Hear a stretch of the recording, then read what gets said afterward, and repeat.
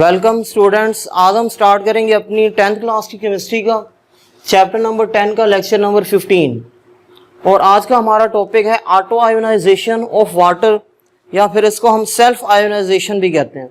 लेकिन इससे पहले हम एक शॉर्ट क्वेश्चन की स्टडी करेंगे। Why pure water is not a strong electrolyte. Pure water strong electrolyte क्यों नहीं होता? अब इलेक्ट्रोलाइट्स क्या होते हैं, इनकी स्टडी आपने 9th क्लास में की थी। इलेक्ट्रोलाइट वो सोल्यूशन या वो सब्सटेंसेस होते हैं जो अपने अंदर से इलेक्ट्रिक करंट को पास होने देते हैं, उनको हम इलेक्ट्रोलाइट्स कहते हैं। और इलेक्ट्रोलाइट की जो है वो टाइप्स की भी स्टडी की थी आपने 9th क्लास में, weak electrolyte and strong electrolyte. Strong electrolyte वो होते हैं जो बहुत ही इजीली अपने अंदर से इलेक्ट्रिक करंट को पास होने देते हैं, जो मोर आयंस प्रोड्यूस करते हैं। मोर आयन प्रोड्यूस होने की वजह से मोर इलेक्ट्रिक करंट पास होता है सोल्यूशन में से। और वीक इलेक्ट्रोलाइट वो होते हैं जो लेस आयन प्रोड्यूस करते हैं और बहुत ही स्मॉल अमाउंट ऑफ करंट अपने अंदर से पास होने देते हैं, उनको हम वीक इलेक्ट्रोलाइट कहते हैं। अब यहाँ पे वाटर जो है वो स्ट्रॉन्ग इलेक्ट्रोलाइट क्यों नहीं है? क्योंकि वाटर जो है ये बहुत ही कम आयोनाइज होता है at room temperature. Room temperature पे अगर हमारे पास वाटर प्रेजेंट है तो वो बहुत ही कम आयन यानी लेस नंबर ऑफ आयन या least number of ion produce करता है। और आयन जितने लेस प्रोड्यूस होंगे करंट भी उतना ही लेस पास होगा उस सोल्यूशन में से। Water is a weak electrolyte because it ionize very slightly, यानी वाटर वेरी स्लाइटली आयोनाइज होता है अपने आयंस में इनटू आयंस। ये आयोनाइजेशन इक्वेशन है, ionization equation of water. Water का वन मॉलिक्यूल जब आयोनाइज होगा तो वो वन पॉजिटिव आयन प्रोड्यूस करता है और वन नेगेटिव आयन यानी कि हाइड्रोक्साइड आयन प्रोड्यूस करता है। नंबर ऑफ आयन्स इक्वल होते हैं। वाटर जो है वो जितने पॉजिटिव आयन प्रोड्यूस करता है उतने ही नेगेटिव आयन प्रोड्यूस करता है।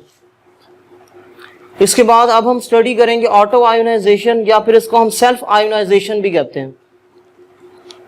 सबसे पहले हम इसकी डेफिनेशन करेंगे एंड देन हम वाटर की ऑटो आयोनाइजेशन और सेल्फ आयोनाइजेशन को यूज करके वाटर की पीएच को एस्टेब्लिश करेंगे। ये एक लॉन्ग क्वेश्चन भी आता है, डिफाइन ऑटो आयोनाइजेशन एंड और self ionisation. Also establish the pH of water by using auto ionisation और सेल्फ आयोनाइजेशन ऑफ वाटर।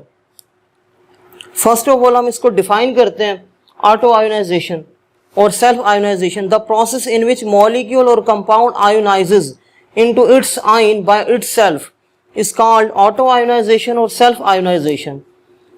यानी वो प्रोसेस जिसमें कोई भी मॉलिक्यूल या कंपाउंड अपने आयन में आयोनाइज होता है खुद ब खुद, उसको हम ऑटो आयोनाइजेशन या सेल्फ आयोनाइजेशन का नेम देते हैं।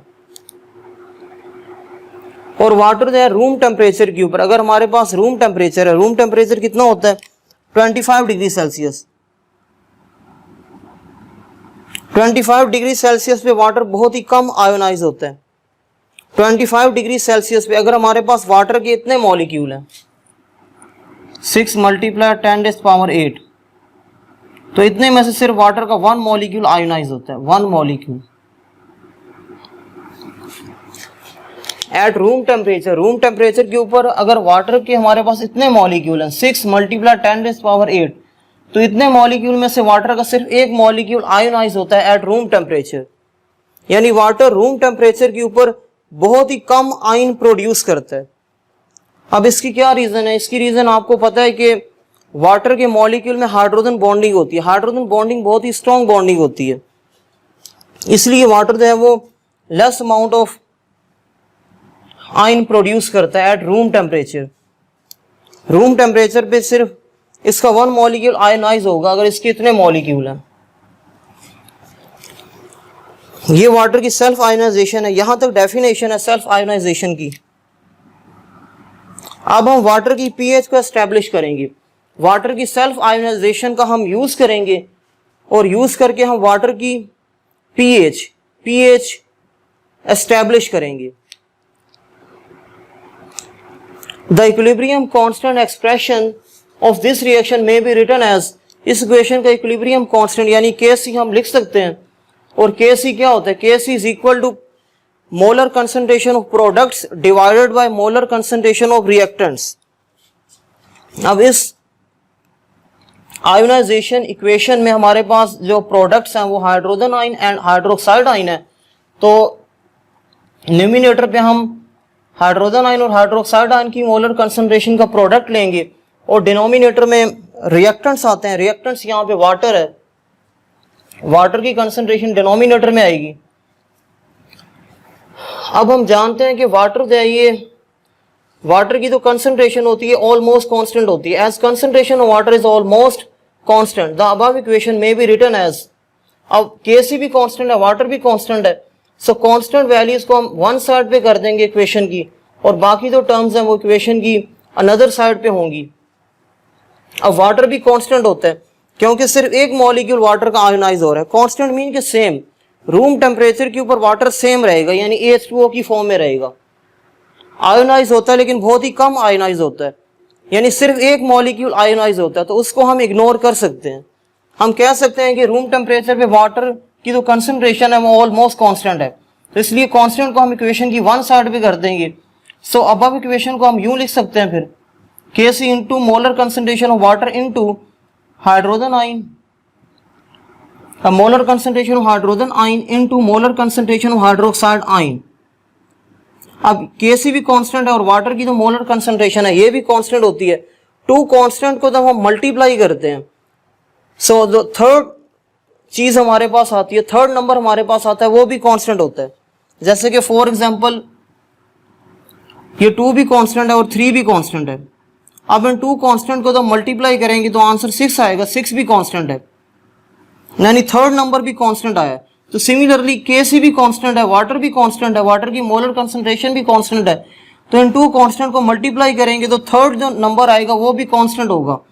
और वाटर के केस में हम वाटर के केस में जो हम कांस्टेंट यूज करते हैं वो Kw होता है। A new equilibrium constant known as ionic product constant of water Kw is used instead of products of equilibrium constant and water, यानी इक्विलिब्रियम कांस्टेंट और वाटर की जगह हम एक कांस्टेंट यूज करते हैं Kw।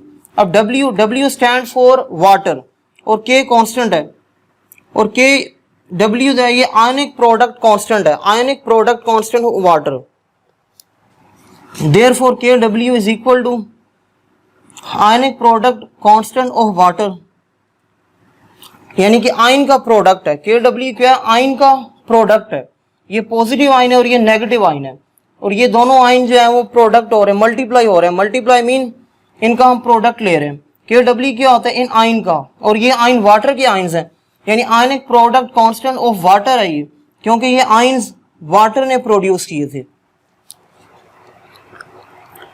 अब इस इक्वेशन को हम नाम देंगे इक्वेशन 1 और at 25 degree Celsius, 25 degree Celsius पे जो Kw की वैल्यू होती है वो 1.0 मल्टीप्लाई 10⁻⁻14 होती है एट रूम टेम्परेचर के ऊपर। अगर हम टेम्परेचर इंक्रीज करेंगे तो Kw की वैल्यू भी इंक्रीज होगी, लेकिन रूम टेम्परेचर पे हम बात कर रहे हैं, नॉर्मल कंडीशन के ऊपर हम बात कर रहे हैं। नॉर्मल कंडीशन मीन हम रूम टेम्परेचर पे बात कर रहे हैं। रूम टेम्परेचर पे Kw की वैल्यू उतनी होती है और ये जो वैल्यू है ये एक्सपेरिमेंटल वैल्यू है, यानी कि ये एक्सपेरिमेंट से कैलकुलेट की गई है। इस इक्वेशन को हम इक्वेशन नंबर 2 का नेम देंगे। As we know that one molecule of water produces one hydrogen ion and one hydroxide ion on dissociation. So ionization के बाद जब वाटर की आयोनाइजेशन होती है तो वाटर वन पॉजिटिव आयन यानी वन पॉजिटिव आयन प्रोड्यूस करता है और वन नेगेटिव आयन प्रोड्यूस करता है, यानी कि तो नंबर ऑफ पॉजिटिव और नेगेटिव आयन्स हैं वो इक्वल है, उनकी अमाउंट इक्वल होती है।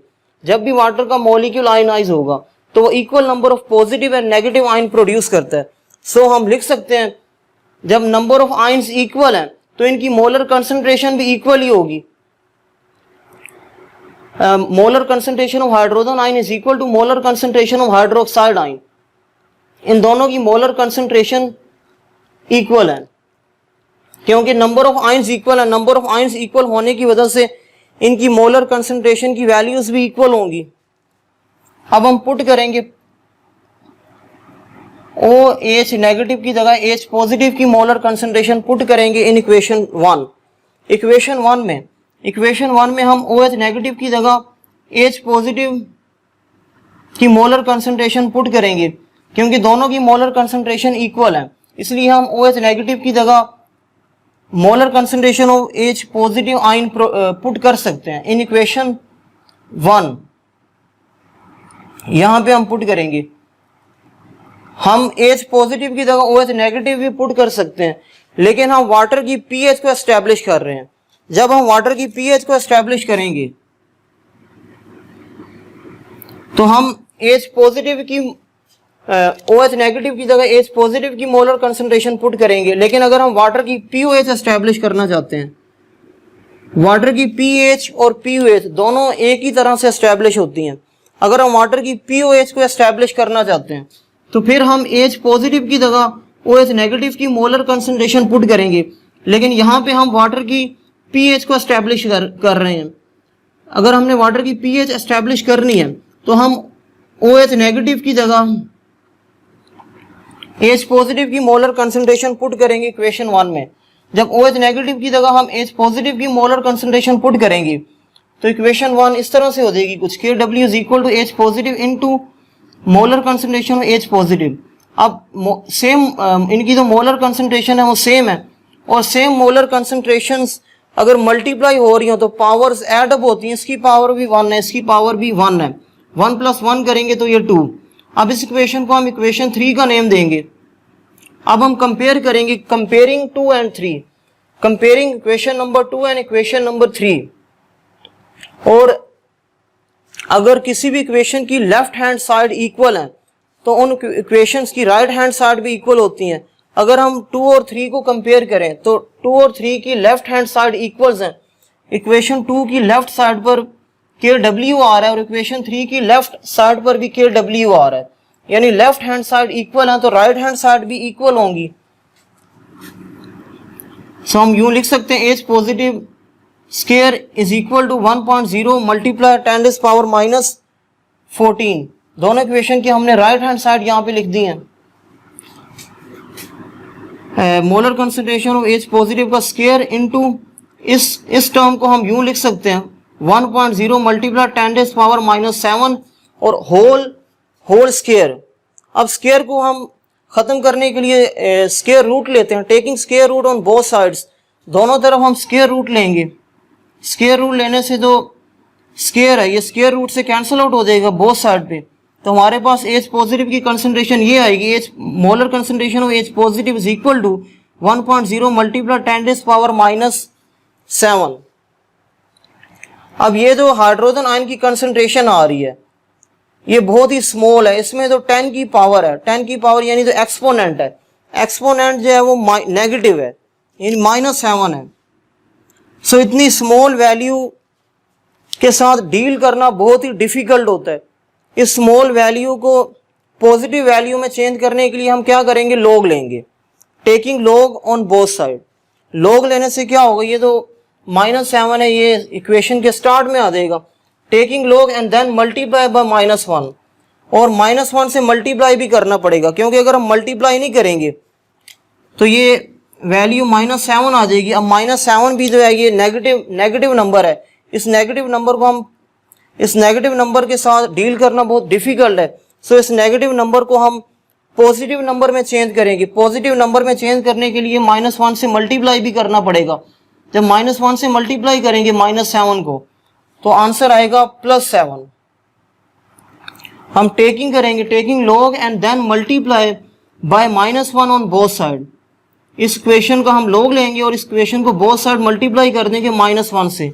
सो minus log into molar concentration of hydrogen ion is equal to minus log into 1.0 multiply 10⁻⁻7। As we know that, हम जानते हैं कि पीएच किसकी इक्वल होता है, pH is equal to minus log into molar concentration of hydrogen ion. अब इसकी value हमने कैलकुलेट कर ली है, minus log into molar concentration of hydrogen ion किसकी इक्वल है, इसकी इक्वल है। तो ये हम पुट कर देंगे यहाँ पे, pH is equal to minus log into 1.0 multiply 10 raise power -7। अब इस इक्वेशन को हम फर्दर सॉल्व करेंगे। इसका हम लॉग लेंगे। अब जब हम लॉग लेंगे इसका PH is equal to minus log 1 plus log 10 raise power -7। So PH is equal to minus log 1 की वैल्यू 0 होती है और ये log लेने की वजह से ये तो पावर है -7, ये स्टार्ट में आ जाएगी। -7 इंटू log 10। इसको हम फर्दर सॉल्व करेंगे। माइनस और ये -7 और log 10 जो है ये 1 होता है। So minus minus is equal two plus 7। ये pH की वैल्यू आ गई है, वाटर की pH की वैल्यू 7 आ गई है और यही हमने कैलकुलेट करनी थी। हमने वाटर के सेल्फ आयोनाइजेशन का यूज़ करके हमने वाटर की pH कैलकुलेट कर ली है जो कि 7 आई है। अब हम POH देखेंगे। POH कैसे कैलकुलेट, POH कैलकुलेट करने का भी बिल्कुल ये सेम मेथड है। हम यहाँ पे लिख देंगे सिमिलरली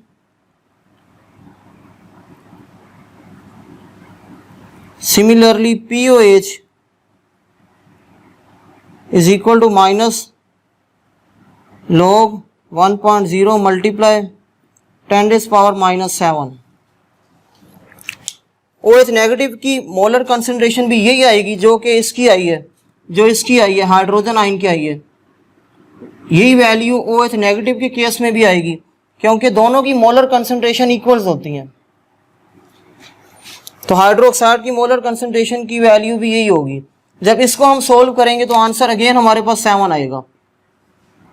यानी जो प्योर वाटर होता है, प्योर वाटर की pH भी 7 होती है और POH भी 7 होती है और pH और POH का जो सम होता है वो 14 के इक्वल होता है। Sum of pH and POH is always equal to 7। pH की वैल्यू भी 7 आई है और POH की वैल्यू भी 7 आई है। 7 + 7 करेंगे तो आंसर आएगा हमारे पास 14।